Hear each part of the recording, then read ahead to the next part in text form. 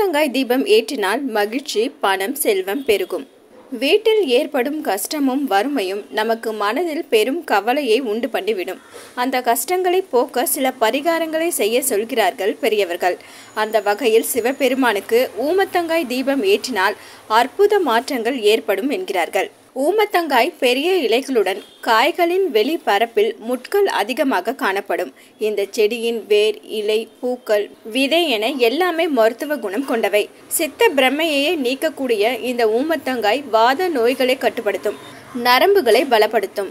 இந்த இலைகளை விளக்கெண்ணெய் தடவி அடுப்பில் வதக்கி உடம்பில் வலி, ரணங்கள் உள்ள இடங்களில் கட்டலாம். பெண்களுக்கு பிரசவ நேரத்தில் தரப்படும் மயக்க மருந்துகளில் மூலப்பொருளாகவும் தாய்ப்பால் கட்டி கொண்டாலும் இந்த இலையே பயன்படுகிறது. ஆன்மீகத்திலும் ஊமத்தங்காய்களுக்கு தனி இடம் உண்டு. ஊமத்தை இலையால் சிவபெருமானுக்கு அர்ச்சனை செய்வதால் வீட்டிலுள்ள கஷ்டங்கள் தீரும் என்பது நம்பிக்கையாக உள்ளது. மேல் பகுதியில் முட்கள் நிறைந்த இந்த ஊமத்தங்காயில் தீபம் ஏற்றினால் வாழ்வில் ஏற்றமும் வளமும் பெருகும். கையில் பணமின்றி திணறுபவர்கள், கடன், பணப்பிரச்சனையால் சிக்கியுள்ளவர்கள் இந்த தீபத்தை ஏற்றினால் 3 வாரங்களில் நல்ல மாற்றத்தை காணலாம்.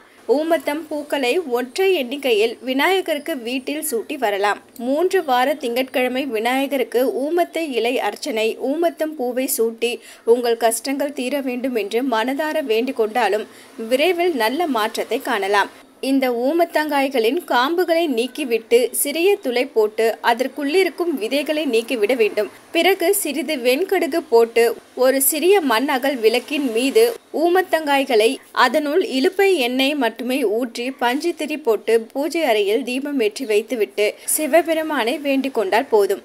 தொடர்ந்து 9 ஞாயிற்றுக்கிழமை இந்த தீபத்தை ஏற்றி வந்தால் கண் திருஷ்டி, வறுமை, நிதி பற்றாக்குறை என அனைத்துமே விலகிவிடும். அலோ சிட்டி டிவியை லைக் பண்ணுங்க, ஷேர் பண்ணுங்க, மறக்காம சப்ஸ்கிரைப் பண்ணுங்க.